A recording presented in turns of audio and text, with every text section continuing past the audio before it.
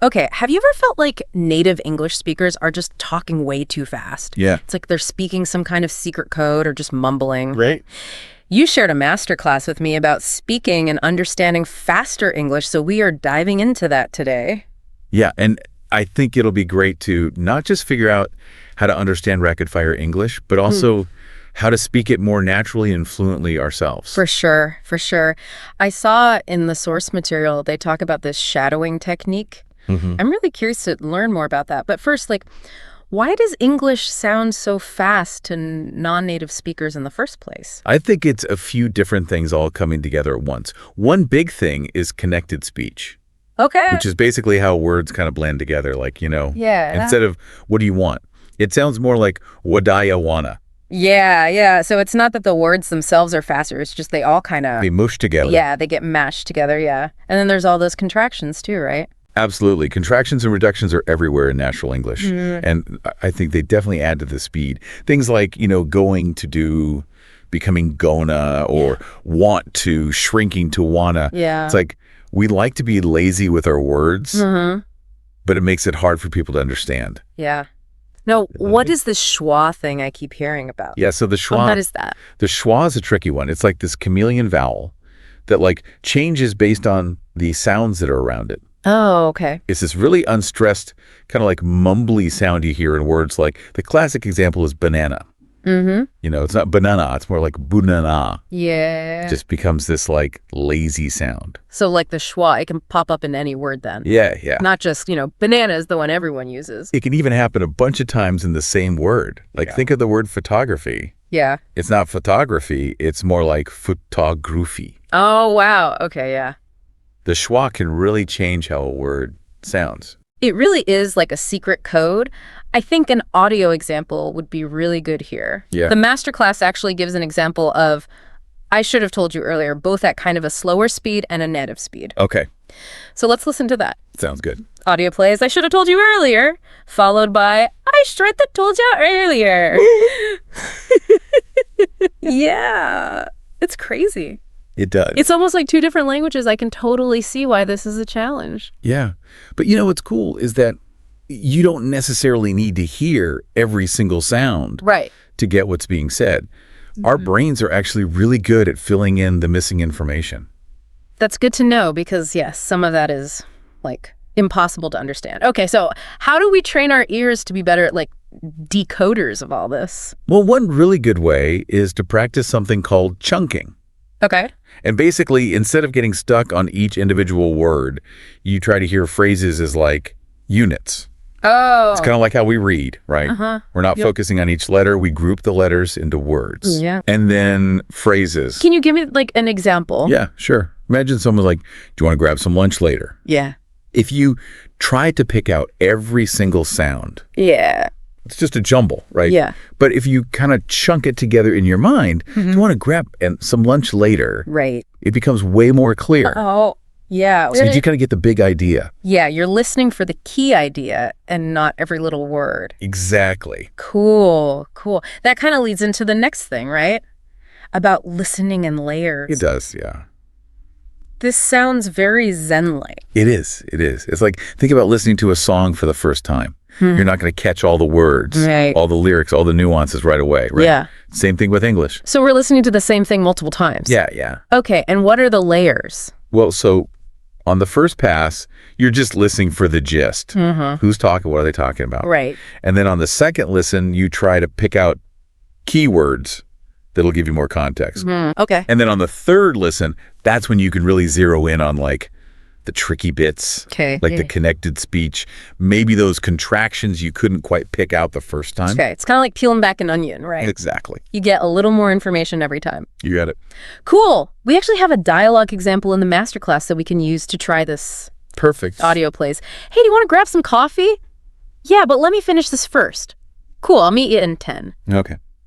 So how would we use this layered listening for this little coffee shop conversation? Okay, so on that first listen, you're getting, two people are going to get coffee. Yeah. Easy. Then on that second layer, you might pick out keywords like coffee, maybe finish this, and then 10 minutes. Okay. So now you're getting a better picture of what's going on. Right. And then finally, on the third listen, you can really zoom in. Like, okay, do you want it? Yeah. How are they using those contractions and reductions? Okay, yeah, that makes it much less intimidating. Yeah. Breaking it down like that. Now, what about speaking faster? How do we do that without sounding like, some kind of robot? Like a robot reading a dictionary. Yeah. Exactly. Right. Well, this masterclass talks a lot about sounding natural and fluent, not just talking faster. Right. Like you said, we don't want to sacrifice clarity just to sound fast. Yeah, so are there specific techniques for this? Well, remember all those contractions and reductions we talked about? Yeah. Those are really important for speaking fluently, too. So instead of saying, like, I'm going to the store, I should say, I'm going to go to the store. Yeah, exactly. Right.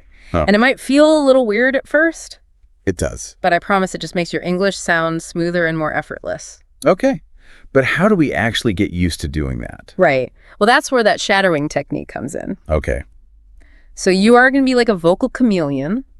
You listen to a native speaker. Yeah. Say a phrase or a sentence. You pause it, and then you try to repeat exactly what they said, Okay. matching their pronunciation, intonation, and speed. So like, what are you doing? I should say more like, what you doing? Perfect, yeah. Okay. And you can start slow, and then as you get more comfortable, you can speed it up. That's cool. Are there any other techniques we can use? Yeah, another one is linking. Okay. So like native speakers, we just do it naturally, but it's something that you might have to practice consciously if you're learning. Okay. So like, for instance, not at all often becomes not at all. Oh, wow. Yeah. So the tan sound from not blends with that vowel sound of at. Oh, that's so subtle. Wow. It is. I want to try a little fast reading challenge, can I? Yeah, let's do it. Okay, so the source material has the sentence, would you like to go to the movies later? Yeah. How would a native speaker actually say that? Probably something like, would ya? Like, go to the movies later. Wow, that's a mouthful. Okay, so I'm noticing would you becomes would ya, to is like ta, and the like disappears before movies. Yeah. Wow. It's all about those smooth transitions. Yeah. Okay. I can already tell I need to practice that one. We've been practicing here in this nice, perfect little world, right? Right. How do we take this into the real world where there's all kinds of accents and people talking at all different speeds? That is the real challenge, right? Because the real world is full of all these variations, different accents, slang, speaking styles. Yeah. It's really like taking what you learned in the classroom and then... throwing yourself into the deep end. Exactly. Yeah, I remember that feeling. Yeah. It was, like, scary. So what advice does the masterclass have for us for bridging that gap? Well, I mean, really, it's about exposure and practice. Okay. The more you immerse yourself in the language, the more prepared you'll be to handle those real-world variations. What are some good ways to get that real-world practice? Well, they talk about watching TV shows and movies. Oh. You can start with the subtitles on to get the gist, and then challenge yourself. Right. Turn the subtitles off. See how much you could understand. Yeah, I find even watching with English subtitles, like, helps me pick up stuff I might not have noticed otherwise. Yeah, for sure. And then there's podcasts, Okay. which are great because you can adjust the speed. Right. You can start slow, work your way up. What about actually talking with native speakers? Well, that's the best practice you can get, right? Right. Find language exchange partners, maybe join some groups online, or even, if you're brave enough, strike up conversations with people you meet. I remember I was so scared to talk to native speakers when I was learning English. Yeah. But I realized, like, pretty quickly, most people are really patient and they appreciate the effort you're making. Yeah, absolutely. So it really is about just building that confidence and not being afraid to, like, mess up. For sure. Don't be afraid to ask people to slow down or repeat themselves. Yeah. People are happy to help. Yeah. So we really need to embrace that messiness, right? It's going to be messy. It's not going to be perfect. Absolutely. Now, the masterclass has one final challenge for us before we wrap up this first part of our deep dive. Okay. They want us to imagine we're hanging out with friends, and they ask, hey, deal up for a movie tonight. Fun. Okay, I'm ready for this challenge. Let's hear it. Okay. Audio plays. Hey, you're up for a movie tonight. Dunno. What's playing? That new sci-fi one looks cool. All right, let me check the show times. Oh, casual, fast English. So what techniques are we hearing in this? Okay, well, right away we hear that contraction, ya, Right. instead of you, and then what's playing. It combines like what is and playing into one little chunk. I noticed they're saying do know instead of don't know, and then Yeah. let me instead of let me. It's amazing how those little things make such a big difference. Yeah, it's like a little puzzle. It is. All these pieces, you can even hear that linking, like looks cool becomes looks cool. That's so cool. Okay, so now the challenge is to imagine how we would respond. Yes. Using everything we've talked about. Exactly. And there's no one right answer. Right. It's about using what you've learned and seeing how you can apply it to this conversation. So we're leaving you with that challenge for now, dear listener. How would you respond to this invitation to go to the movies? We'll explore this more in the next part of our deep dive. You know, it's crazy to think about how all these like tiny little things, the contractions, the schwa sound linking, it all adds up to make English sound so fast. Right. But at the end of the day, like, it's not really about speed, is it? No, not really. It's more about understanding each other. Right, being able to communicate. Exactly. I think that's easy to forget when you get so caught up in like the rules and the technical stuff. It's easy to get bogged down in that. Yeah. And forget why we're even learning the language. Totally. I like that this masterclass really focuses on that, like the human element of language. It does. It gives some good advice about how to turn all this stuff we're talking about into like real fluency. That's what I'm curious about, because I feel like I've hit walls so many times where I'm just like, I'm not getting any better. Like, what's the secret to getting over those plateaus? Well, it's not really a secret. I think a lot of people they don't do it. Yeah. But it's practice. Yeah. It's consistent practice. Okay, so not just like cramming. Right, not just cramming a bunch of words and grammar rules. Right, yeah. But really making it a habit. Okay, yeah. So what would a good practice routine look like? Say I'm like just starting out. Well, I mean, even if you could just do like 15, 20 minutes a day of focused listening. Okay. That's huge. It could be podcasts, TV shows, whatever you enjoy. Right. You could even just listen to conversations happening around you. Right. That's such a good, like, easy tip, you know? It is. It is. You don't need anything special for that. Just like go to a coffee shop, listen to people talking. Yeah. Exactly. What about for speaking practice? Speaking practice is a little tougher. Yeah. Because you have to actually, find someone to talk to. Yeah. Right? But there's a lot of groups online. Uh-huh. Language exchange apps and things like that. Yeah. You could even record yourself speaking and then listen back. I used to do that. Yeah. It's so helpful. Right. You catch all these little mistakes. It is a little cringy, though. It is. It is. Yeah. But it's like having your own little language coach. It is. And you said it earlier, too. It's okay to make mistakes. Absolutely. That's how we learn. That's how we learn, Yeah. Now let's talk about the shadowing technique. We kind of touched on it earlier. Can you explain a little bit more about how that works and why it's so good? It's basically karaoke for language learning. Okay.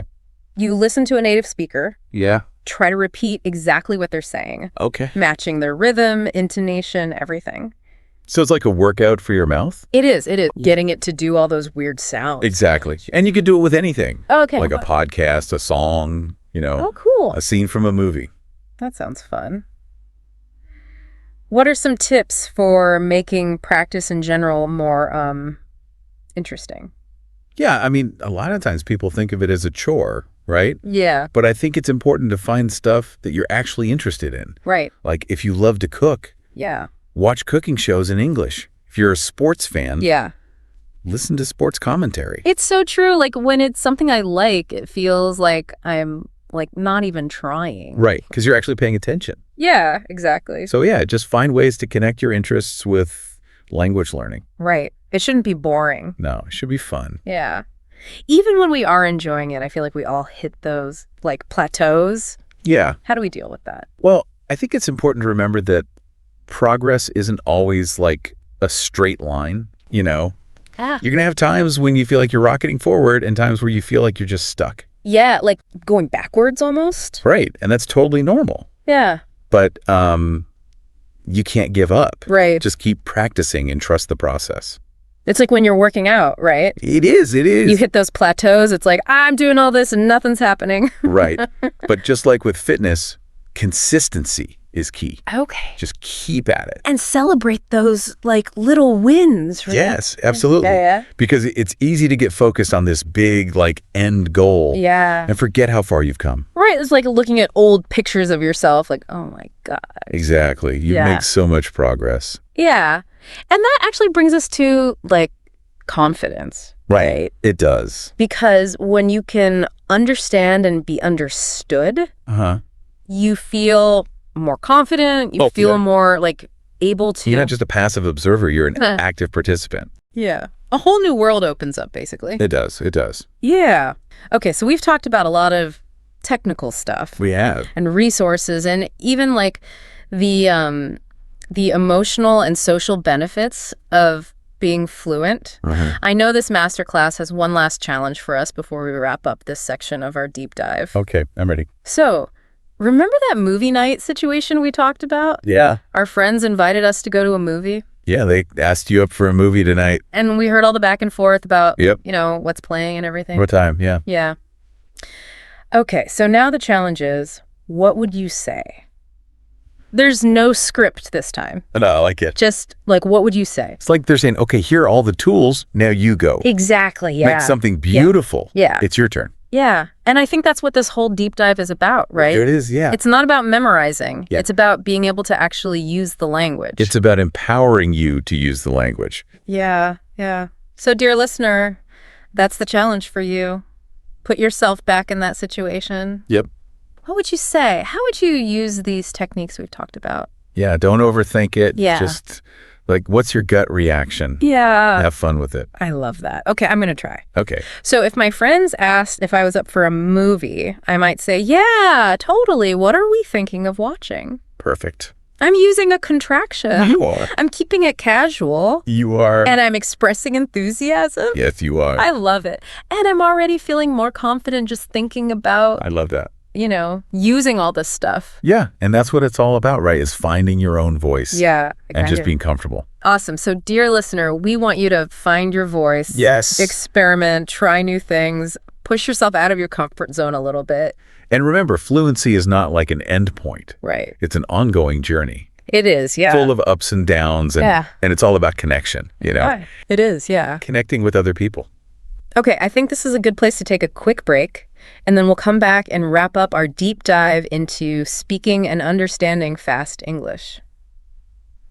I'm still thinking about that movie night challenge. Yeah. I like how it makes us actually, like, use what we learned. It is. It's a good way to, like, bridge the gap between the ideas and actually putting it into practice. Totally. It reminds us this isn't just about, like, memorizing rules. It's about, like, using language to actually talk with people. Right. Like, language is about connection. Yeah.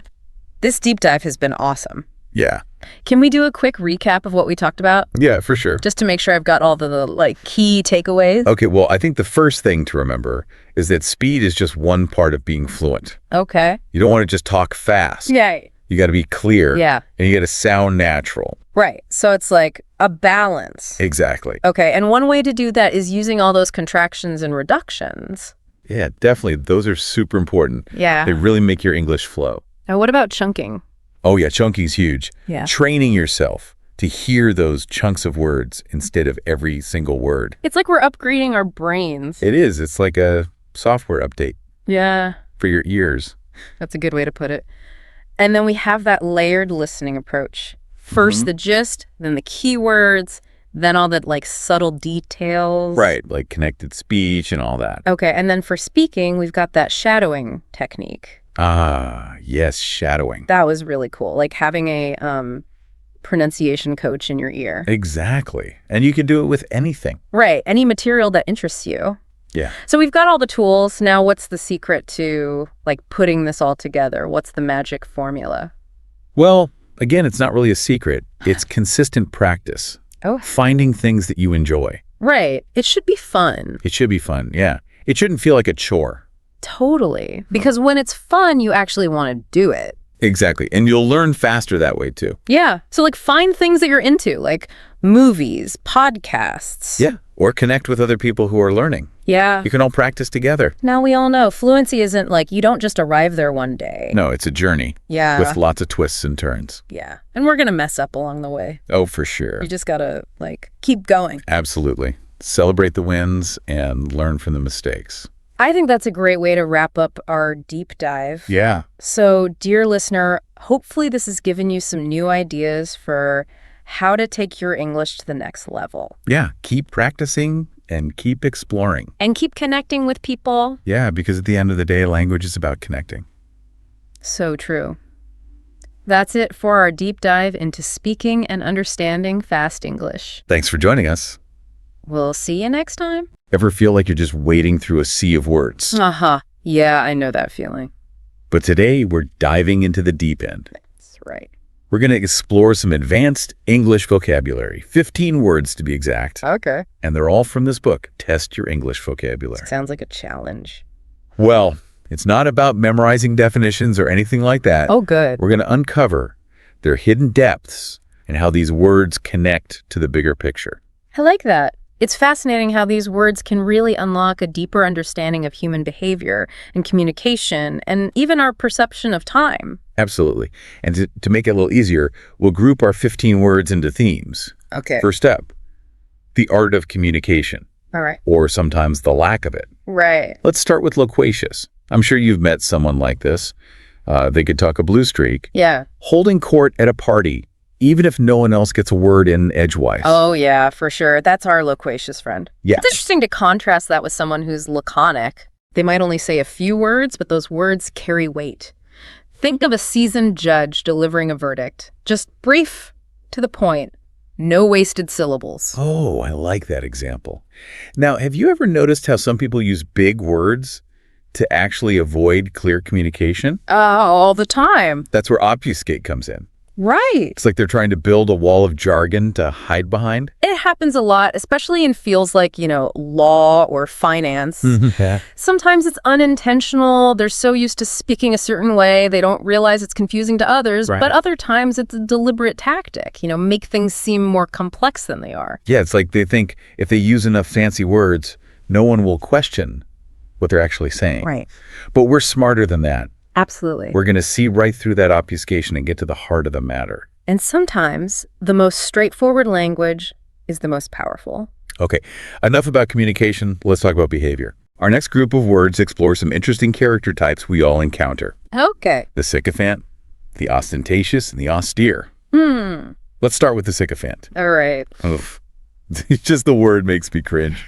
You know that person who's always showering someone with insincere praise just to get on their good side?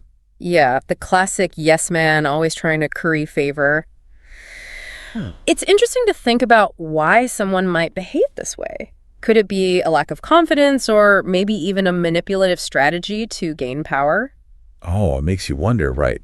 Now let's swing to the opposite end of the spectrum with ostentatious. Okay. This is our friend who loves to flaunt their wealth or success. Oh, yeah. Think of the person who always has to have the latest designer clothes, the flashiest car, always name-dropping their fancy vacations. Yeah, it's all about outward appearances, often masking a deeper need for validation. It makes you think about our society's obsession with status symbols and material possessions, doesn't it? Totally. Now, in contrast to the ostentatious, we have the austere.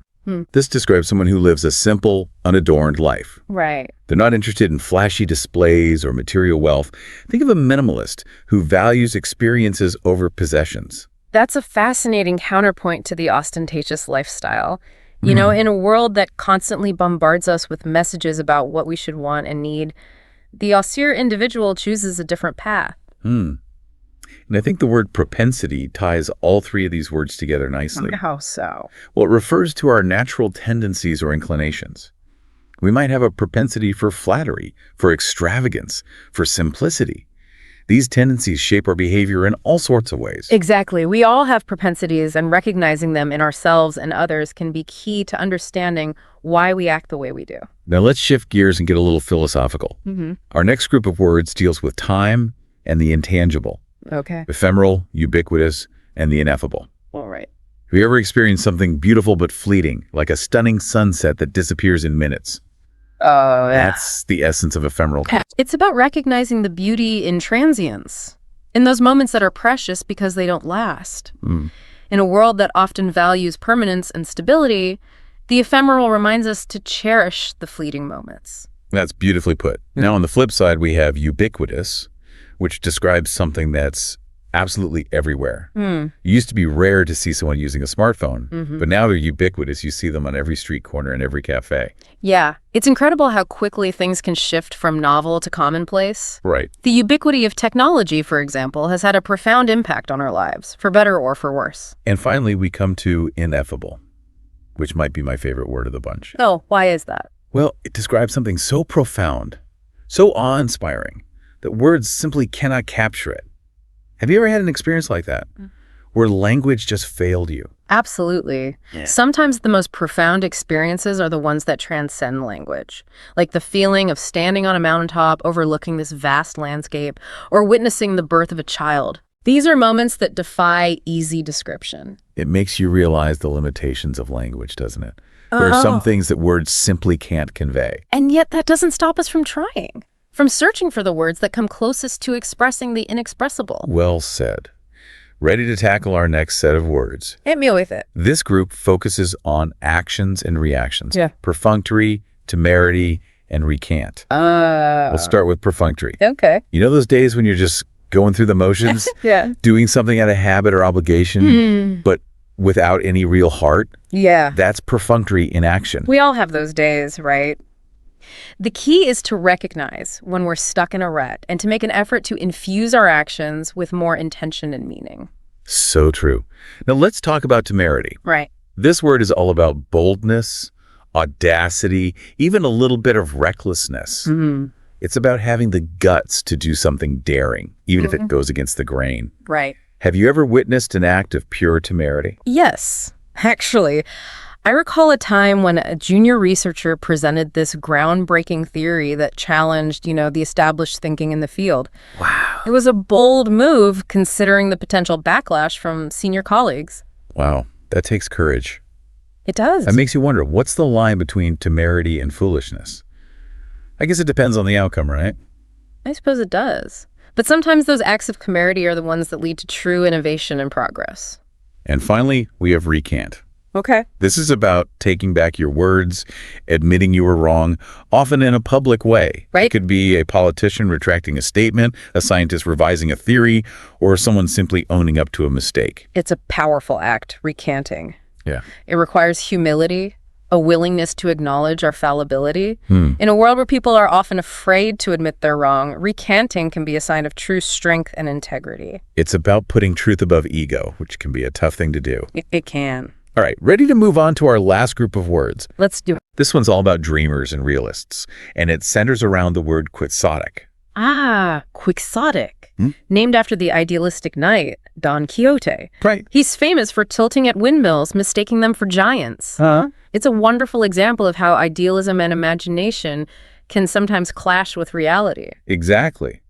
The word quixotic captures that blend of idealism, romanticism, and perhaps a touch of naivete. Yeah. It makes you think about the balance between chasing dreams and being grounded in reality. It's a delicate balance, isn't it? On the one hand, we need idealism to inspire us, to push us beyond the limits of what seems possible. But on the other hand, we need pragmatism to navigate the complexities of the real world and make progress towards those ideals. So true. Yeah. And sometimes those seemingly impossible quixotic goals can lead to unexpected breakthroughs. Absolutely. It's about finding that sweet spot between dreaming big and taking practical steps to make those dreams a reality. What about you? Do you have any quixotic goals you're pursuing? That's a great question. I'm going to have to ponder that one for a bit. Okay, but in the meantime. So, any thoughts on those quixotic goals? Did any come to mind during that little pause? I was thinking about how even outlandish goals can spark innovation. Like, if no one had ever had that crazy idea to fly, well, we wouldn't have airplanes, right? It's true. Sometimes it's not about reaching that exact vision, but what we discover on the way there. Exactly. And speaking of journeys, it strikes me how the words we've been discussing, they're not just isolated units of meaning. They're part of a larger system. Right. A network of interconnected ideas. It's like a constellation. Oh, I like that. Each star adds to the overall beauty and significance of the pattern. It's true. We've been focusing on individual words, but it's the way we use them, the context, the nuances. That's what brings language to life. Exactly. Take a word like austere, for instance. Okay. It can describe a monk's simple life, but also the starkness of a desert landscape. Or even like a government's harsh economic policies. Same word, but vastly different connotations depending on how it's used. It reminds me of how a single musical note can evoke different emotions based on the melody and the surrounding notes. That's a fantastic analogy. And just like a composer carefully chooses notes to create a specific mood, skilled communicators select words to evoke feelings and convey precise meaning. This makes me think about the importance of expanding our vocabulary, not just for intellectual reasons, but to become more effective communicators. Right. The more words we have at our disposal, the more precisely we can express ourselves. It's like having a wider range of colors on an artist's palette. A limited palette can still create beautiful art, but imagine the possibilities when you have every shade and hue imaginable. And not only can a rich vocabulary enhance our own communication, but it also helps us understand the nuances of what others are saying. Absolutely.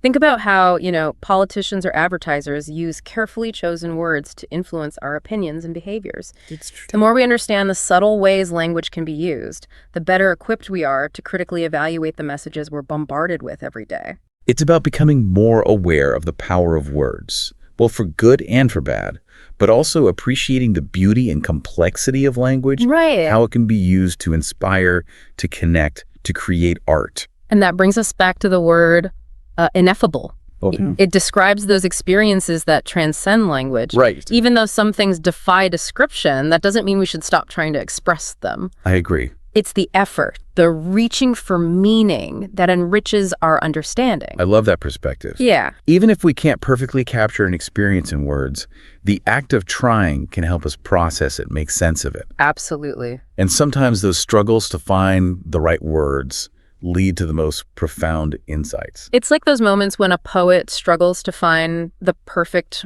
rhyme or metaphor. Yeah. The result is often a line that's even more beautiful and evocative because of the effort that went into it. Speaking of poetry, I'm curious, do you have a favorite word? One that you find particularly delightful or thought-provoking? Oh, that's a tough one. There are so many. But one that's been on my mind lately is serendipity. I love the way it captures those unexpected delights that life throws our way. Right? Those moments of fortunate coincidence that lead to new discoveries or connections. Serendipity is a beautiful word. It reminds me of how sometimes the most meaningful experiences happen when we're not actively seeking them out, when we're open to the unexpected twists and turns of life. Exactly. It encourages us to embrace a sense of curiosity and wonder, to be open to the possibility that something amazing could be just around the corner.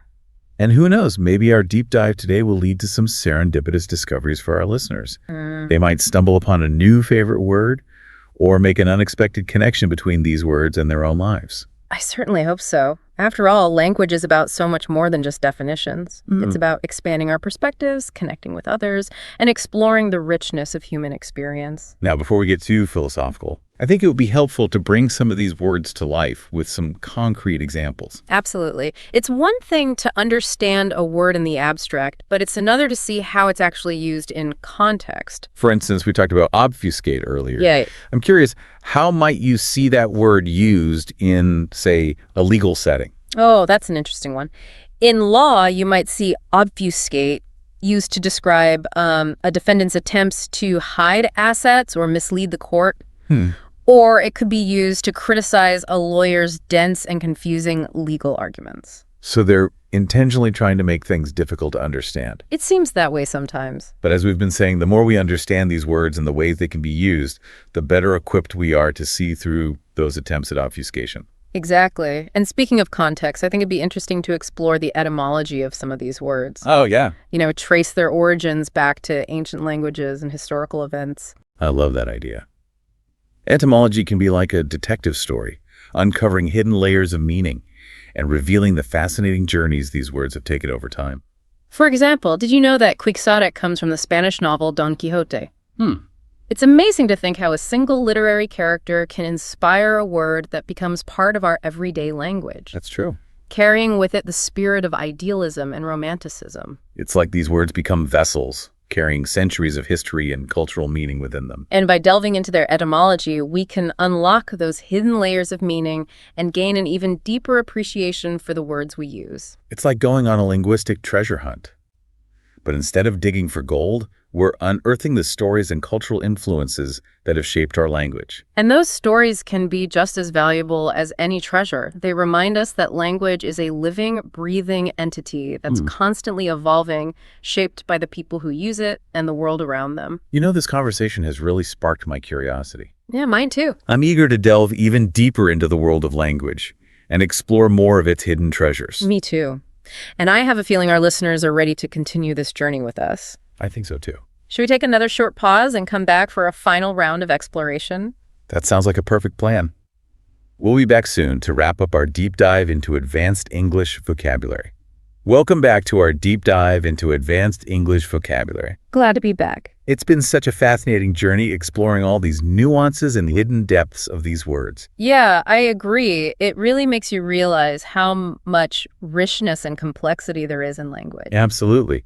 And we haven't even touched on idioms and slang, Oh, that's right. which adds another layer of color and expressiveness to language. Imagine trying to explain, kick the bucket or spill the beans to someone learning English for the first time. Oh, that's a good one. It'd be like trying to teach them a secret code. Absolutely. Oh. And every language has its own unique set of idioms and colloquialisms, right? Right. It really reflects the history and the culture and even the sense of humor of a language. Makes you realize how much language is tied to our identity, Yeah. both as individuals and as members of a particular community. And it highlights the importance of, cultural exchange and understanding. Yeah. The more we learn about other languages and their nuances, the more we expand our own worldview. Now, before we wrap up, I wanted to touch on something we haven't really talked about yet, the role of grammar and syntax in effective communication. Ah, yes, grammar and syntax. While we've been focusing on individual words, it's the way we arrange those words, the structure of our sentences. That's what allows us to convey complex thoughts and ideas. It's like building a house, right? Yeah. You need strong, well-crafted bricks, but you also need a solid framework to hold them together. Precisely. Grammar and syntax provide that framework. They ensure that our message is clear and coherent and easy to understand. It's amazing to think about how even a slight change in word order or punctuation can completely alter the meaning of a sentence. A misplaced comma can lead to all sorts of ambiguity and confusion. So true. And that brings us to another important point, the importance of being precise and intentional with our language choices. Especially in written communication where we don't have, the tone of voice or body language to help convey our meaning. Exactly. It makes you realize how much responsibility we have as communicators to use language carefully and thoughtfully. And it highlights the importance of editing and revising our work to make sure our message is clear, accurate, and free of errors. Well said. Now, as we come to the end of our deep dive, I want to leave our listeners with a few key takeaways. Okay. First and foremost, language is constantly evolving. It's true. New words are being coined all the time. Old words take on new meanings. It's like a river, Yeah. always flowing and changing shape. Which means we need to be lifelong learners. Always curious about language and how it's being used in the world around us. I also want to encourage our listeners to embrace the power of language, Absolutely. to see it as a tool for connection, for creativity, for making a difference. Words have the power to inspire, to inform, to persuade, to heal. But they can also be used to harm, to deceive, to manipulate. So it's crucial that we use them responsibly and ethically. Couldn't agree more. And finally, language is a source of endless fascination and delight. There's always something new to discover, some hidden meaning to uncover, some unexpected connection to make. That's one of the most beautiful things about it. So keep exploring, keep learning, keep playing with words, and most importantly, never stop being curious about the incredible power of language. Well said. Until next time, keep diving deep into the world of words. All right, welcome to another deep dive. And today we're diving headfirst into the world of English idioms. The phrases that, they make you sound like you really know what you're talking about. Like you're not just learning from a textbook. Exactly. We're working with a script, actually, from an English lesson all about these advanced phrases. And rather than just running through all of them, we thought it would be fun to pick out some of the most colorful ones. Yeah, the ones that really make you go, that's a cool way to say that. And try to understand not just what they mean, but how they work, what makes them tick. Okay, so the first one that jumped out at me, who doesn't love a good secret? But then you've got someone begging you to spill the beans. Right. Yes, spill the beans. It's all about revealing a secret or a surprise. Yeah, and it's not just about giving away the information. No, there's a sense of anticipation, a little bit of mischief maybe even. Right, imagine you're planning a surprise party. Oh, yeah? And everyone's trying so hard to keep it quiet.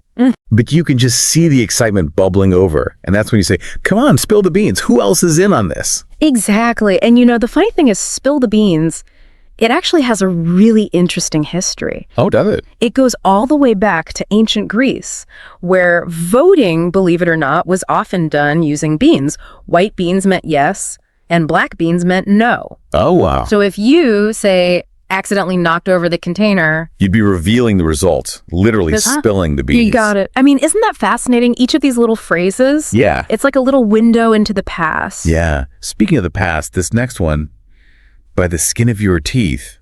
I mean, that just paints such a vivid picture in my mind. It does. And it means barely escaping disaster.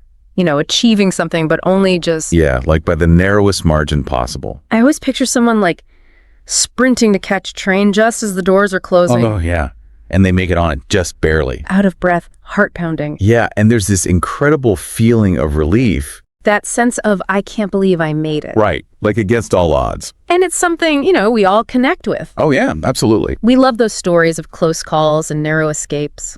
Okay, this next phrase isn't quite as triumphant. In fact, it's kind of brutal. Throw someone under the bus.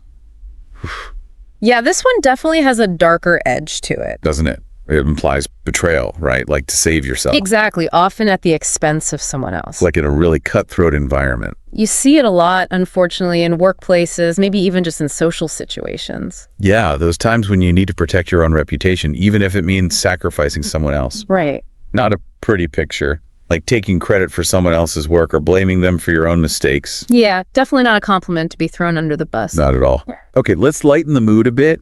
What about barking up the wrong tree? I mean, I can't help but smile when I hear that one. It's such a great visual, isn't it? It is.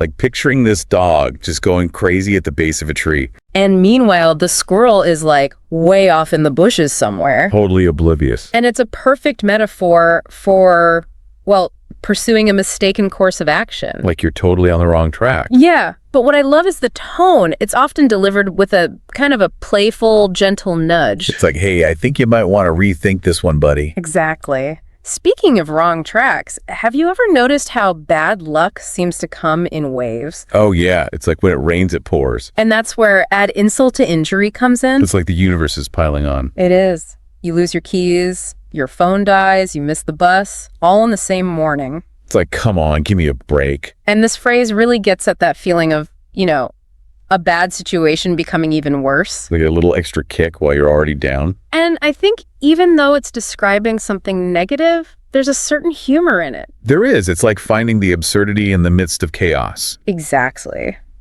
Okay, let's shift gears a little bit and talk about some phrases that are, well, a bit more about everyday life, like run-of-the-mill. This one's all about the ordinary, the unremarkable. Yeah, your average Tuesday afternoon kind of stuff. Nothing special, just the usual. But there's something to be said for the ordinary. There is. Like, it's not always about the big, exciting things, right? Right. Sometimes it's the familiar, the comfortable that we really crave. Like that local coffee shop you always go to. Yeah. Nothing fancy, but it's just... Right? Exactly. Now, on the flip side, we have a dime a dozen. Oh, this one's interesting. So this means something is super common, right? Extremely common, and therefore not very valuable. It's like those trends that everyone jumps on for 5 minutes and then forgets about. Oh, yeah. Like, remember fidget spinners? Oh my gosh, yes. Those were everywhere and then poof, gone. A dime a dozen. Yeah. And it makes you think, do we value things less when they're easy to get? That's a good point. Maybe it's a reminder to appreciate what we have, even the simple things. Right. Because what's common to one person might be a treasure to another. Absolutely. Well said. Okay, so speaking of valuing what we have, sometimes we need to, hit the ground running. Ah, yes. Hit the ground running. Yeah. This one's all about starting strong. Right. Being ready to go from the get-go. Full speed ahead. Like starting a new job or launching a big project. It's that feeling of, I'm prepared, I'm motivated, and I'm going to give it my all. Yeah. You're not wasting any time. No hesitation. And I think there's a real sense of enthusiasm in this phrase. I agree. It's about being excited to tackle a challenge. It really is. Okay, I think we have time for one more before we take a little break. Okay, let's go for it. So this one is, well, it's about reaching a breaking point. You know that moment when you've just had enough? The last straw. I know exactly what you mean. That's the one, that final incident that just pushes you over the edge. I think you've been putting up with something for ages, and then bam, this one little thing and you snap. It is. It's the straw that breaks the camel's back, as they say. And it could be anything, right? Yeah. Like a series of small annoyances that just build up. Or one big thing that just sends you over the edge. And it's a reminder, I think, that we all have our limits. Absolutely. Sometimes you just got to say, enough is enough. Well, we'll be back in a moment with even more of these fascinating English phrases. We're just getting started. So stay tuned.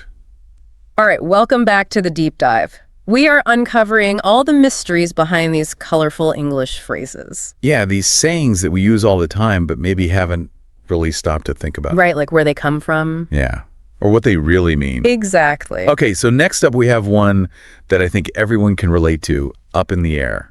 Ah, yes. Up in the air. It's that feeling of uncertainty.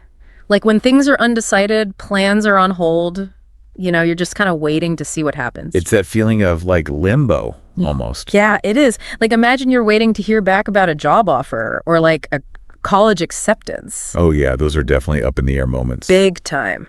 And your whole life kind of feels like it's hanging in the balance. It really does. It's nerve-wracking. But also, you know, there's a sense of possibility too.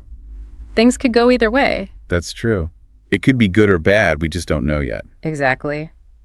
Okay, this next phrase, it's not quite as lighthearted. A tough pill to swallow. Ooh. Yeah, this one is about facing reality, even when it's hard. Like accepting something you don't want to accept. But you have to. Like, what if your favorite band broke up? Oof. Yeah, that would be... That would be a tough pill to swallow. For sure, especially if you're a diehard fan. Right. Or what if you're really hoping for a promotion, but it goes to someone else? Oh, yeah. Those are those moments where it's like, ugh, okay, got to deal with this. And sometimes those tough pills, they force us to grow. That's true. Maybe it's a chance to discover something new, a new path. Yeah, sometimes you got to close one door to open another one, right? Absolutely. Mm.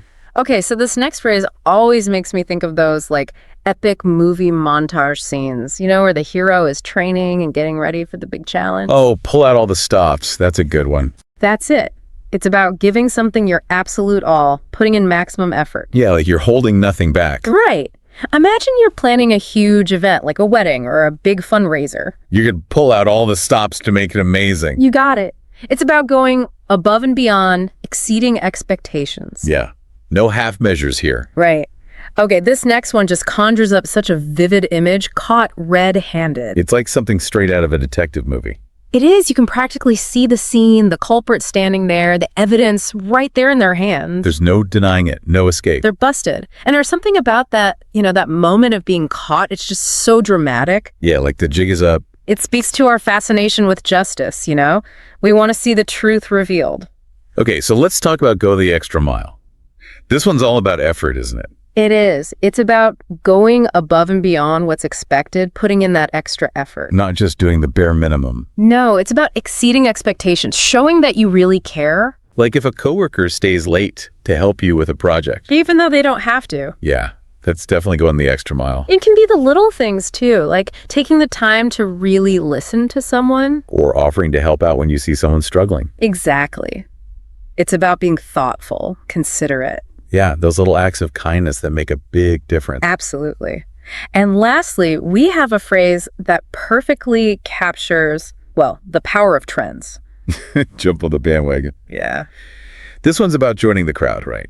It is. It's about embracing something that's popular, maybe a new trend, a movement. Like when a new song comes out and suddenly everyone's listening to it. Or a new fashion trend emerges and everyone's wearing it. Yeah, it's like this irresistible force that pulls people in. And while it can sometimes have a negative connotation, like, oh, you're just following the crowd. Right. But it also speaks to this human need to belong. Yeah, to be part of something bigger than ourselves. It's fascinating, isn't it? That tension between individuality and conformity. It really is. Okay, so we've covered a lot of ground here with these 15 phrases. We have, and it makes you realize just how much richness and depth there is in everyday language. Yeah, we use these phrases all the time, but maybe we haven't really stopped to appreciate the stories they tell. The history, the imagery, the emotions they evoke. It's amazing. But before we wrap up, we have one final thought-provoking question for you. All right, let's hear it. What new phrases do you think will emerge in the future? You know, what words and expressions will capture the essence of our times? That's a question that really makes you think, doesn't it? It does. As we wrap up our deep dive into these fascinating phrases, Yeah. it really gets you wondering, like, what will people be saying 100 years from now? Right. Like, what new expressions will they come up with? Especially with all the technology changing so fast. Oh, yeah. Like, imagine the phrases that might come out of the metaverse or, space travel. Ooh, space travel. That's a good one. Like, We might start saying things like, oh man, I'm feeling so meta fatigued, or, oh, my avatar needs a serious style upgrade. I love it. Or like, imagine phrases inspired by space travel. Oh, yeah. Like, let's blast off to that new restaurant. Oh. Or that movie was a total black hole of boredom. Oh, that's a good one. Right. And it's not just about new words. Right. Not at all. Like, think about how the meaning of viral has completely changed because of social media. Oh, absolutely. That's a perfect example. So these phrases, they're not static. They evolve along with us. That's what makes language so fascinating, isn't it? Yeah, it really is. So as we conclude our deep dive today, I think the biggest takeaway is to stay curious. Right. Keep your ears open. Exactly. Pay attention to the way people are speaking, the new words they're using, the creative ways they're expressing themselves. Yeah. And don't be afraid to experiment with your own language, too. Right. Try out some of these phrases we've talked about, see how they feel. You might even invent some new phrases of your own. You never know. Because language is all about communication, connection, and creativity, right? Absolutely. So go out there and have fun with it. Happy language exploring. All right, so are you ready to dive into some seriously cool stuff with me today? I'm ready. Let's do it. Okay, awesome, because we are going deep into a 20-minute lesson plan.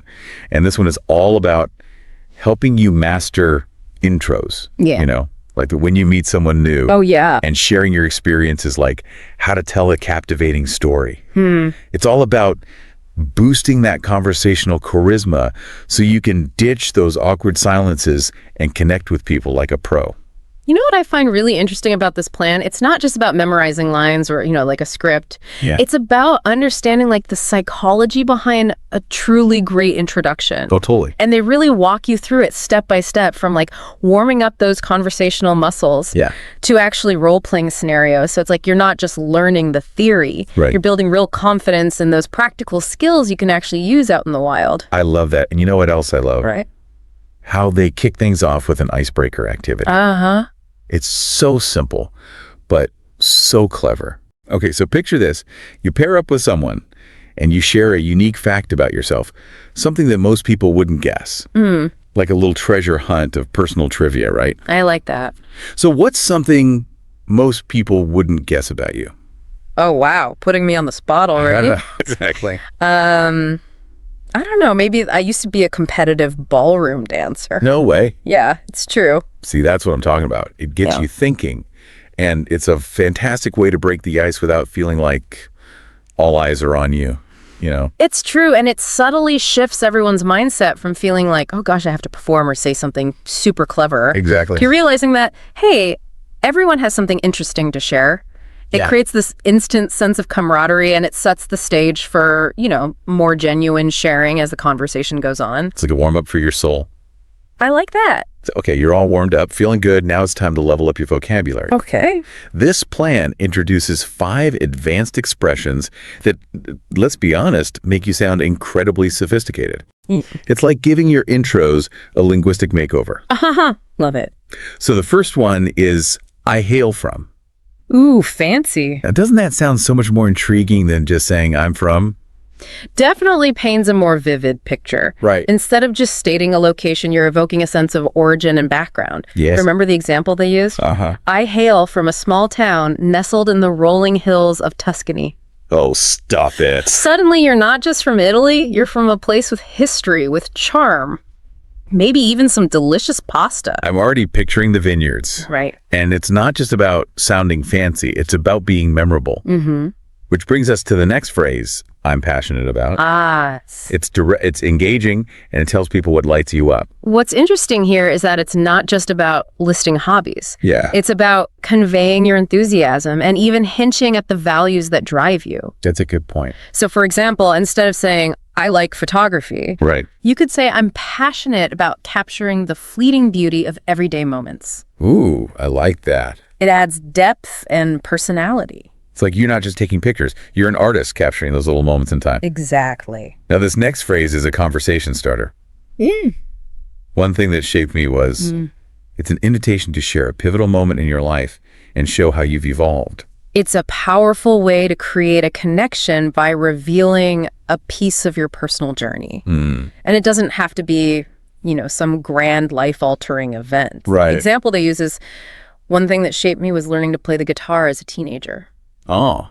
It's relatable, it's intriguing, and it makes you want to know more. It's like a sneak peek into the experiences that have made you who you are today. Exactly. And for those of us who like to explore different interests I've dabbled in. Ooh, I like that one. It's a more playful way to acknowledge experiences that might not define you, but have still enriched your life, Yeah, I think this phrase is particularly useful in more informal settings. It allows you to showcase your curiosity and willingness to try new things without feeling like you have to be an expert in everything. Oh, totally. Imagine saying, I've dabbled in pottery, and let's just say I'm much better at appreciating art than creating it. A little self-deprecating humor, which can instantly put people at ease.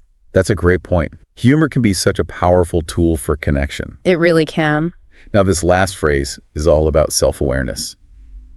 If I had to describe myself in 3 words. Oh, this is a tough one. Talk about a challenge, right? It forces you to distill your essence and think critically about how you want to present yourself to the world. It's a great exercise in personal branding. It is. The example they give is curious, creative, and compassionate. Nice. And notice how these words not only describe personality traits, but also suggest values and a way of approaching the world. It's like a mini mission statement for your life. Exactly. Okay, so we've got this arsenal of impressive vocabulary, but how do we actually use it to craft a killer introduction? That's the big question, right? Well, that's where the guided practice section comes in. Okay. This is where they give you a structured template and an example introduction that flows beautifully. I love a good template. Me too. Because, sometimes you just need that little bit of structure. This template is so valuable because it helps you avoid those dreaded ums and ahs, the ones that can creep in. Oh, yeah. And make you sound less confident. Totally. It provides a framework to follow so your thoughts can flow more naturally, making you sound polished and prepared. It's like having training wheels for your conversation. Aha. I love that. And the example they give, it's golden. It goes something like this. Hi, I'm Elena. I hail from sunny Barcelona, Spain. Currently, I'm working as a software engineer for a startup. One thing that shaped me was traveling solo for 6 months through Southeast Asia. If I had to describe myself in 3 words, I'd say I'm curious, adventurous, and a bit of a coffee fanatic. I love how effortlessly it weaves those advanced phrases in. You get a sense of Elena's personality, her background, even a hint of her values, all in a few sentences. It's like a condensed movie trailer for Elena's life. Right. So concise, engaging makes you want to learn more. Exactly. Okay, introductions. Check. Now let's talk storytelling, the heart of good conversation. This is where we go beyond just stating facts. We start weaving them into a compelling narrative, right? Yes. And the lesson plan breaks it down so well. A simple 3-part structure. The start, middle, and end. Which sounds obvious, but having that clear framework makes all the difference when you're trying to, hook people with your story. It's like building a house. You need that solid foundation, the well-constructed frame, and the roof to tie it all together. Love that analogy. Yeah. So for the start, you set the scene, introduce the characters. Then in the middle, you describe the event, what made it significant. And finally, at the end, you share the outcome and what you learned from the whole experience. They use a great example of running a marathon to illustrate this. Oh, yeah, I remember that one. The story starts with the decision to run despite not being a runner at all. Right. The middle dives into those challenges, the self-doubt that come up during training. And that feeling when you just want to give up. Exactly. And then the end focuses on the triumph of crossing that finish line and that valuable lesson learned about pushing past your perceived limits. See, it's such a relatable story because I think everyone has had those moments where they're like, I can't do this. We've all been there. But then you find that inner strength and you keep going. But what makes this story so effective is the details. Yeah, the details are everything. Describing the feeling of wanting to quit at mile 18 or that overwhelming sense of accomplishment at the finish line. Exactly. It's those details that bring the story to life and let the listener connect with the emotions behind it. It's not just what happened, it's how it made you feel. Right. Okay, so structure, we got it. But what about delivery?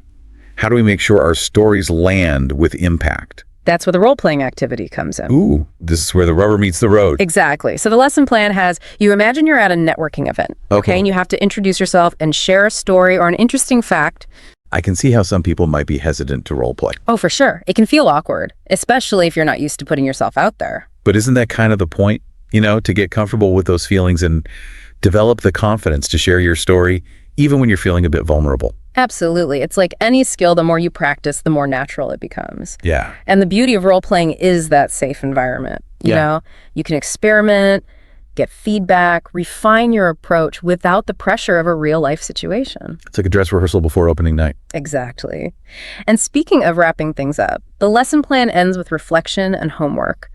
They encourage you to identify a phrase or technique you enjoyed using, even write a detailed introduction for the next class. So it's like learning is an ongoing process. Precisely. It's not just about memorizing a few phrases or practicing a couple introductions. It's about developing that growth mindset and constantly seeking ways to improve your communication skills. You're always leveling up. Exactly. This lesson plan gives you the tools, but it's up to you to keep using them and refining your approach over time. What's really hitting me is that this lesson plan, it's not just about becoming a smooth talker. Right. It's about becoming a better communicator overall. Oh, absolutely. Which honestly can benefit you in every single aspect of life. Think about it. How many times have you struggled to articulate your thoughts or feelings? All the time. Or felt like you weren't really connecting with someone? Yeah.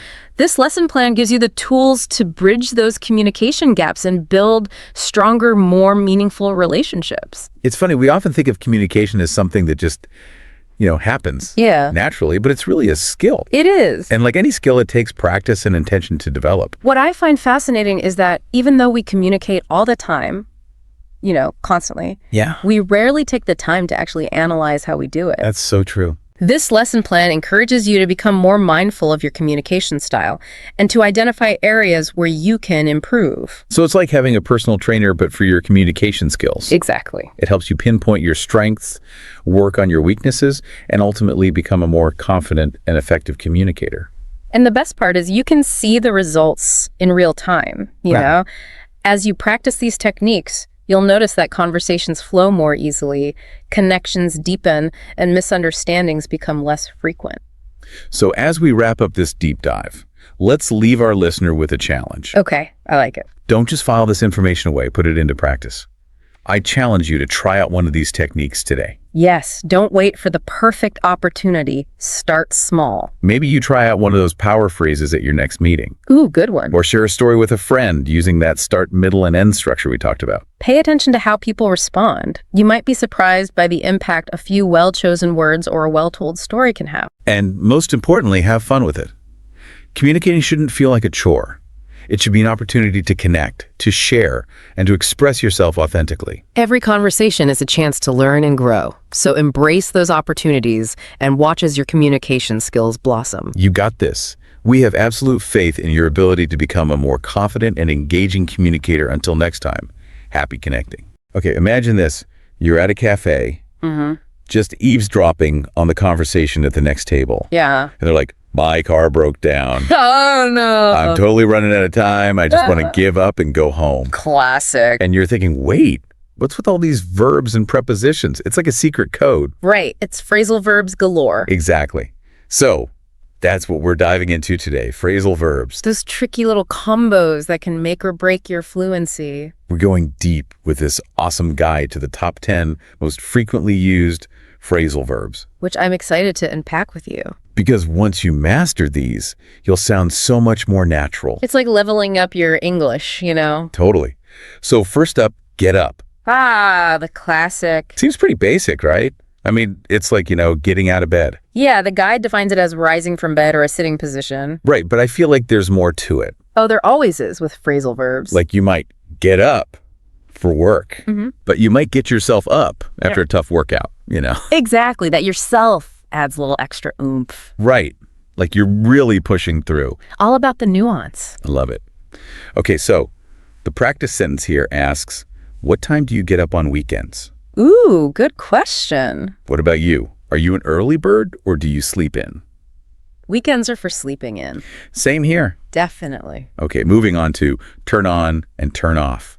These are like the bread and butter of phrasal verbs. Right. I mean, we're constantly turning things on and off. Lights, TVs, phones, you name it. The guide gives us the classic examples like, can you turn on the lights? And don't forget to turn off the TV. Simple but essential. But I'm curious, is there anything interesting about the history of these, given how tied they are to technology? That's a really good point. You wouldn't have had turn on the TV a couple hundred years ago. Right. It shows how language adapts to new inventions. And I bet there are tons of new phrasal verbs popping up now with all the tech we have. But before we go down that rabbit hole, let's stick with the guide's practice sentence. I turned off my phone during the meeting. Ooh, the digital detox. Have you ever done that, or are you someone who's constantly checking their phone, even in meetings? I try to be present and turn it off, but sometimes it's hard. I feel you. The temptation is real. It is. Okay, next up is look after. Which means to take care of someone or something. Right. But again, I feel like there are different levels to this. No, absolutely. It's not just about glancing at something. It's about responsibility and care. The guide's example is, can you look after my dog while I'm on vacation? A classic pet sitting request. But it's not just about watching the dog. It's about making sure they're fed, walked, loved. Exactly. It's a deeper level of care. The practice sentence for this one is, it's not easy to look after 3 kids at once. Ooh, that's a whole other level. Can you imagine? Definitely a juggling act. Speaking of juggling acts, have you ever felt like you were running out of time, energy, patience, maybe even coffee? Oh, all the time. That brings us to our next phrasal verb, run out of. Which can be used in so many situations. Right. The guide defines it as using up all of something. And it often has that sense of urgency or need, like, we're running out of milk. Or I'm running out of time to finish this project. Exactly. It captures that feeling of depletion. And it doesn't always have to be physical things. You can run out of ideas, motivation. Even patience, like we were just talking about. The guide's example is, we've run out of milk. Can you buy some more? A classic grocery list problem. Happens all the time in my house. I bet. Okay, so the practice sentence asks, I ran out of ideas during the brainstorming session. Oof, I've been there. Have you ever hit that wall creatively? Oh, yeah, especially in high-pressure situations. It's like your brain just shuts down. Totally. Okay, ready for a quick wardrobe change? Always. Because next up, we have put on and take off, which are all about clothing. And accessories. Don't forget the accessories. Right. The guide keeps it simple. Put on is to wear something. Take off is to remove it. Like we put on our shoes in the morning. And take off our jackets when we come inside. But sometimes we even put on a brave face. Or take off our metaphorical hats to someone. It's amazing how they can be used both literally and figuratively. The guide's examples are, it's cold outside, put on your jacket. Good advice. And she took off her shoes before entering the house. Always a good idea. Do you always take off your shoes when you go inside? I try to. Yeah, it just feels more comfortable. Me too. Yeah. Okay, the practice sentence for this one is, I always put on sunscreen before going to the beach. Sun protection is key. What about you? What's your essential put on before hitting the beach? A good hat is a must for me. Smart. Yeah. Okay, moving on to a phrasal verb that can be a bit tricky. Give up. Yeah, this one has both positive and negative connotations. Right. I mean, you can give up on something because it's too hard. Or you can give up something that's no longer serving you. The guide defines it as to stop trying or quit something. Which can be a good thing or a bad thing, depending on the situation. Their example is very motivational, though. Never give up on your dreams. It's a good reminder to persevere. But sometimes knowing when to give up is just as important. Absolutely. Like if you're constantly banging your head against a wall. Right. Maybe try a different door. Exactly. Sometimes giving up opens up new possibilities. I love that perspective. Okay, the practice sentence for give up is a bit more personal. I wanted to learn guitar, but I gave up after a few months. Oh, I relate to that. Have you ever had that experience with a hobby or a skill you were trying to learn? Oh, yeah. I tried learning to knit once, and it just wasn't happening. It's okay to admit defeat sometimes. Totally. All right. Ready for a phrasal verb that can be both literal and figurative? Bring it on. Okay, it's break down. This one can refer to everything from cars to emotional meltdowns. Right, like your car can break down on the freeway. Or you can have a breakdown when you hear bad news. Two very different scenarios, but the same phrasal verb ties them together. It's all about context. Exactly. Okay, the guide's practice sentence asks, what do you usually do when your computer breaks down? Ooh, the dreaded blue screen of death. Do you have a go-to solution or do you panic? I try to troubleshoot it myself, but I'm not afraid to call for help. Same here. Sometimes you just need a tech guru to save the day. For sure. Speaking of saving the day, have you ever had to pick someone up from the airport last minute? Oh, yeah. It happens all the time. It's like the classic friend move, right? Definitely. Which brings us to our next phrasal verb, pick up. Which, as we've just hinted at, can mean to collect someone or something. But it also has a few other meanings. Like to lift something off the ground. Or to learn something quickly. It's a multi-talented phrasal verb. But Guide's examples are, pick up that book off the floor. For the literal meaning. And I'll pick you up from the airport. For the collecting meaning. It's all about context. Okay, to get your brain working on all those different meanings, the practice sentence is, she picked up the book and started reading. Ooh, getting lost in a good book. What was the last thing you picked up? I picked up a new cookbook the other day. Nice. What kind of cuisine? It's all about Mediterranean dishes. Ooh, sounds delicious. It is. Maybe you can pick me up from the airport sometime when we can have a Mediterranean feast. Yeah. Speaking of picking things up, how do you usually find out about new restaurants or events in your city? Ooh, that's a good question. I usually rely on word of mouth and social media. Which perfectly segues into our next phrasal verb, find out. Which is all about uncovering information and satisfying our curiosity. It's like being a detective in the world of language. Exactly. We're constantly trying to find things out, whether it's big news or just what our friends are up to. The Guide's example is, I need to find out what time the train leaves. Very practical. But it can also be about deeper discoveries, you know? Absolutely. Okay, the Guide's practice sentence is, how did you find out about the concert? That makes me think about all the different ways we consume information these days. So what are your go-to sources for finding out about cool stuff happening? I think it's a mix of everything: social media, word of mouth, good old-fashioned internet searching. I usually get most of my intel from friends and family. They're like your personal news curators. Exactly. Speaking of news curators, have you ever noticed how some headlines use really dramatic phrasal verbs? Oh, totally. Like, politician calls out opponent, or celebrity couple breaks up. It's all about grabbing your attention. Did a phrasal verb battle royale out there. Okay, we're down to our final phrasal verb for this deep dive. Let's hear it. It's one that can be both practical and romantic. Take out. Ah, yes. This one has multiple personalities. Like you can take out the trash, which is pretty straightforward. But you can also take someone out on a date. The Guide's examples highlight this perfectly. Can you take out the trash? For the chore-related meaning. And he took her out for dinner last night for the dating scenario. Two very different vibes. The practice sentence for this one is, I took out my wallet to pay for the coffee. A very relatable everyday action. So when is the last time you took something out? I think I took out my frustration on a jigsaw puzzle earlier. Ooh, that's a good way to release some stress. It is. And it speaks to the figurative meaning of takeout, right? Exactly. It can mean to remove something physically, but also to express or release something emotionally. It's like a phrasal verb with a double life. Which is what makes them so fascinating. Totally. We've just scratched the surface with these 10 common phrasal verbs. But I bet you're starting to see how they pop up everywhere. They're like the secret ingredient to sounding more natural in English. And the more you pay attention to them, the more you'll start to notice their nuances. So what are your thoughts so far? Any phrasal verbs that have particularly stood out to you? I'm ready to dive deeper. I'm with you. Let's take a quick break and then we'll come back for more phrasal verb fun. Sounds good. I'm ready for more phrasal verb fun.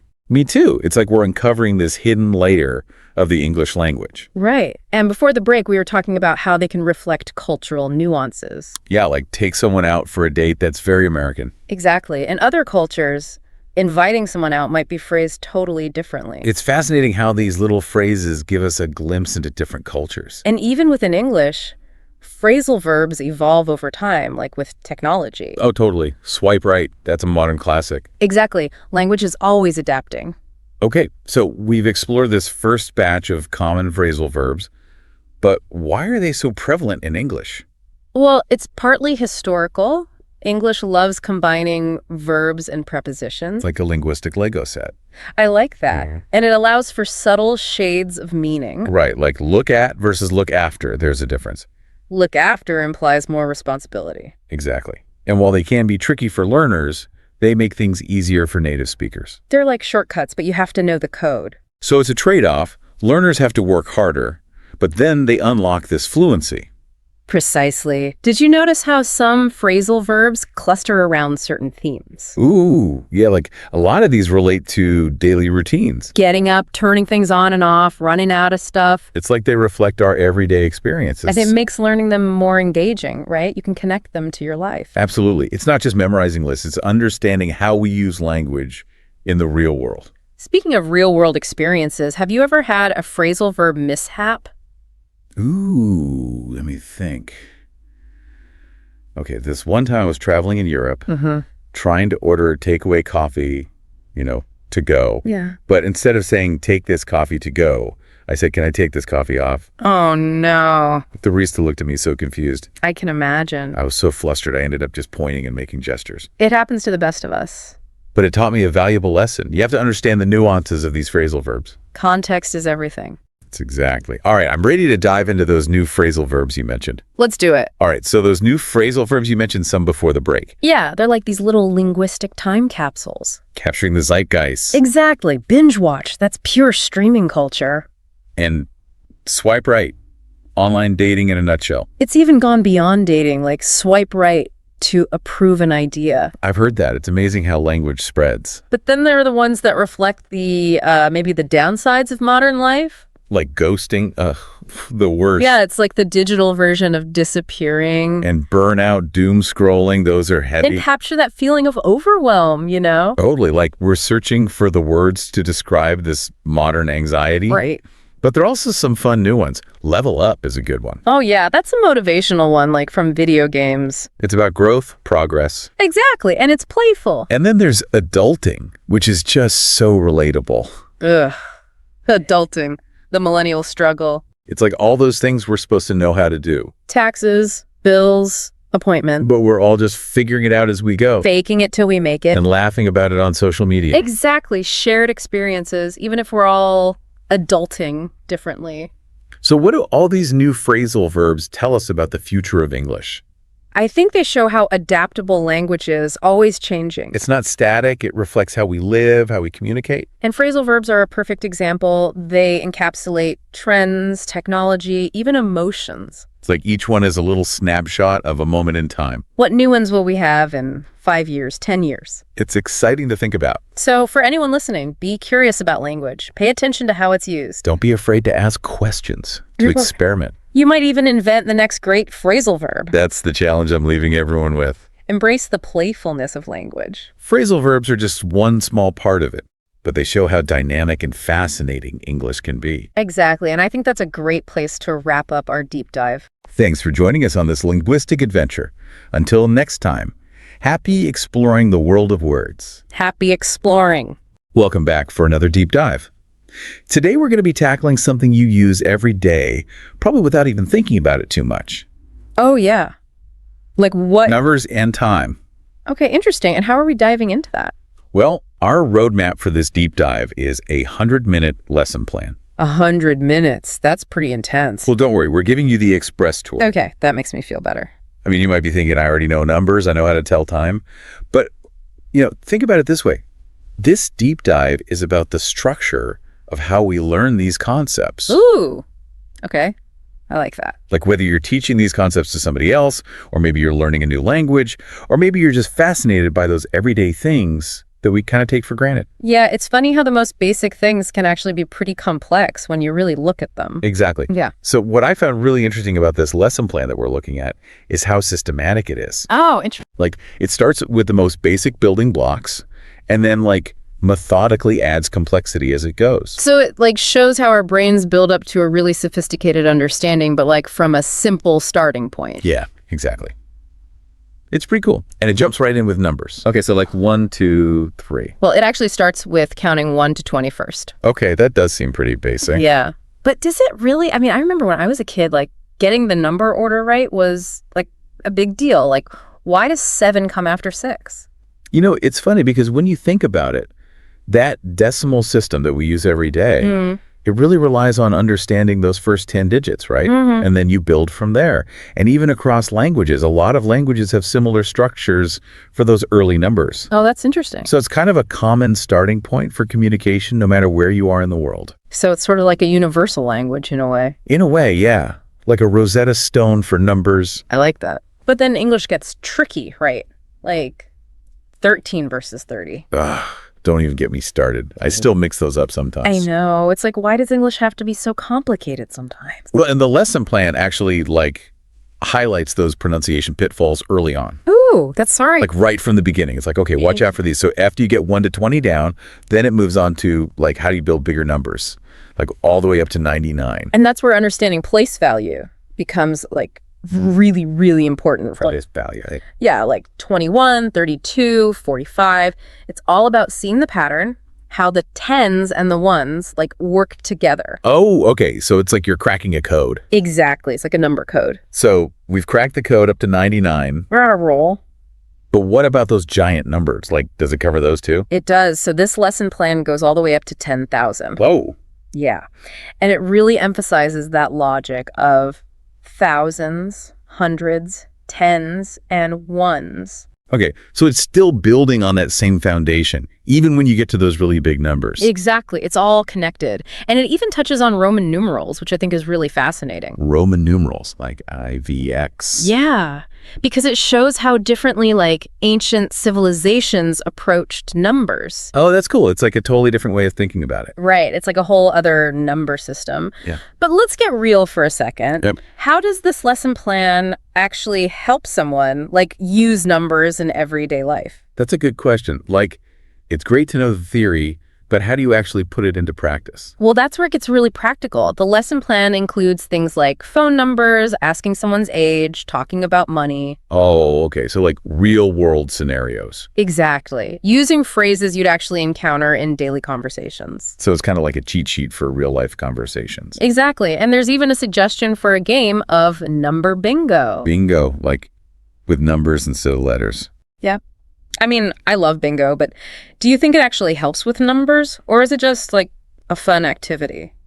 Oh, I think games are fantastic for learning, especially for kids. Oh, yeah. Bingo can really help reinforce number recognition, the order of numbers. And it's fun, so that's a bonus. Exactly. Plus, a little friendly competition never hurt anyone. Okay, so we've conquered the world of numbers. At least up to 10,000. But what about time? How does this lesson plan tackle that?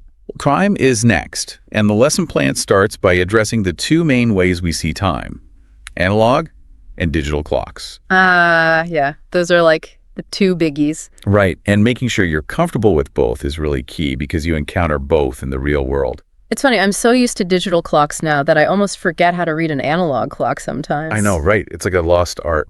But the lesson plan uses those like classic phrases for telling time, like o'clock, quarter past, quarter to. But are those really universal? Like, do people in other countries say it the same way? That's a great question, and it actually brings up the like cultural aspect of time telling. Interesting. Like, those phrases are pretty common in a lot of English-speaking regions, but other cultures might have totally different ways of expressing those fractions of an hour. So even something as basic as like quarter past isn't so straightforward. Yeah, exactly. It really depends on where you are in the world and what language you're speaking. Wow, I never thought about that before.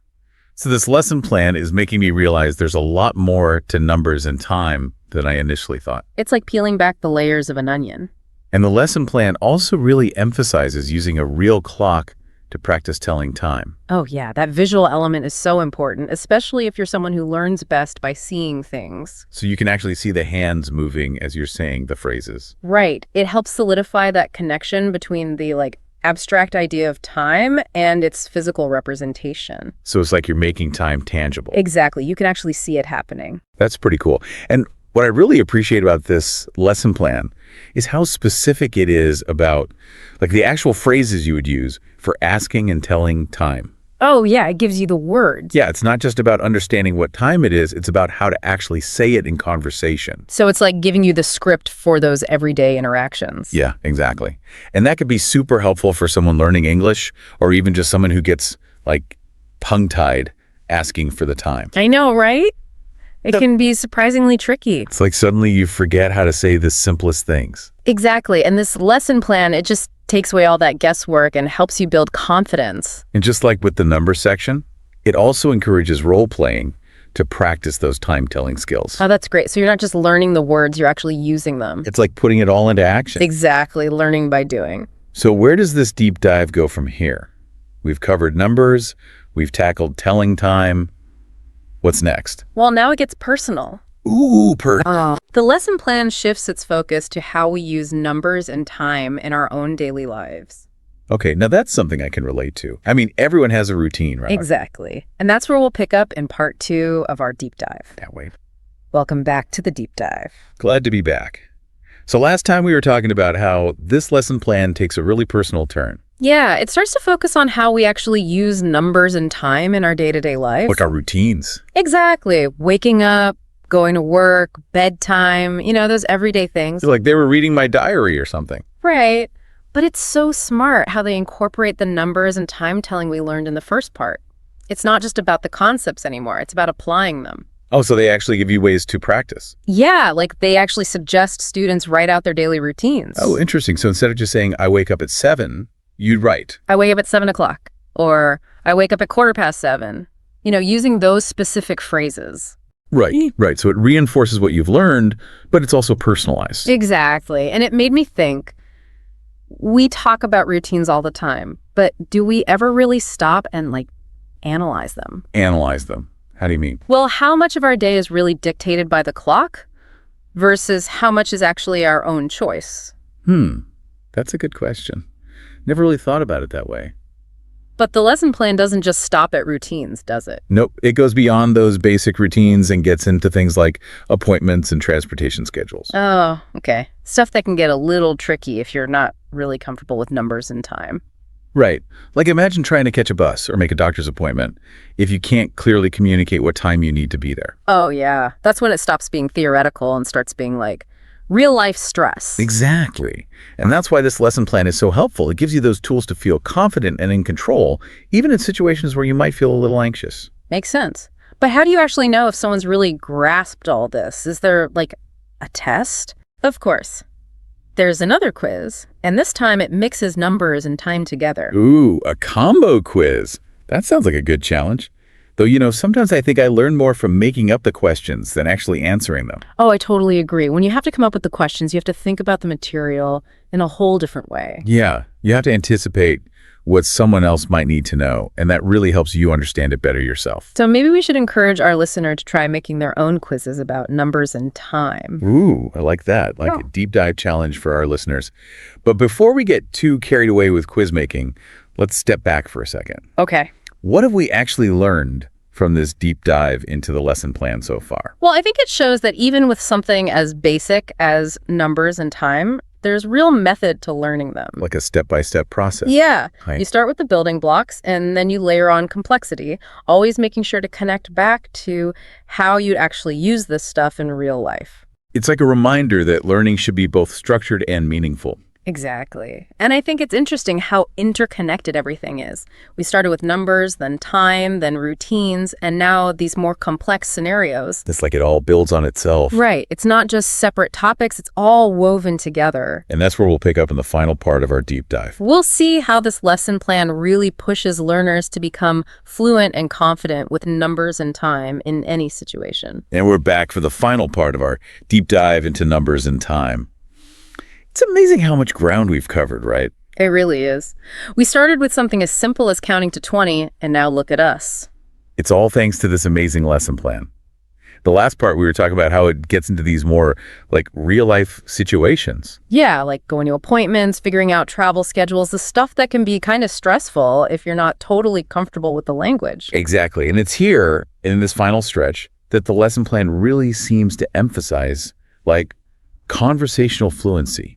Oh, for sure. It's okay, you've got the basics. Now let's make sure you can actually use them in real life. So you're not just understanding numbers and time, you're actually able to use them without even thinking about it. Right, it becomes second nature. So it's like taking all those building blocks that we've been working with and turning them into a fully functional, communication system. I like that, a communication system. It's about bridging that gap between what you know in your head and what you can actually do out in the world. Exactly. And one of the ways this lesson plan does that is through a final quiz. We talked about quizzes before, and I know you're a big fan of making your own quizzes. Oh yeah, always a good challenge. But what's special about this final quiz in the lesson plan? Well, it's designed to be more challenging than the previous ones. It brings together numbers and time in these more complex scenarios. So it's not just what time is it? No, it's more like, okay, if the train leaves at 4:15 and the journey takes 35 minutes, what time will you arrive? Stuff like that. Ooh. Okay, that does sound a bit trickier. It really makes you think, right? You have to do some calculations, put different pieces of information together. And be able to explain your answer clearly. Exactly. It's impressive considering this lesson plan started with basic counting. It really is. But aside from quizzes, are there other ways the lesson plan encourages this real-world fluency? Definitely. One of the last activities is a conversation practice where learners pair up and act out different scenarios. Oh, fun. It's like the grand finale. It brings everything together. Numbers, time, all the vocabulary they've learned. Like they're finally performing on stage after weeks of rehearsals. Exactly. And I bet it can be a bit nerve-wracking, putting yourself out there. And also exciting, right? Totally. Yeah. It's a safe space to make mistakes and learn from them. And the more you practice, the more natural it all becomes. So it's really about going beyond just knowing the material. It's about developing those communication skills. For sure. It's about giving learners the confidence to navigate everyday situations. This has been such a fascinating deep dive. I agree. We've seen how a well-structured lesson plan can take you from basic counting all the way to, feeling empowered to use numbers and time in your everyday life. And it's a great reminder that learning should be both fun and effective. I mean, who knew a deep dive into a 100-minute lesson plan could be so interesting? So to all our listeners out there, keep diving deep, keep exploring, and keep challenging yourselves to learn new things. Until next time.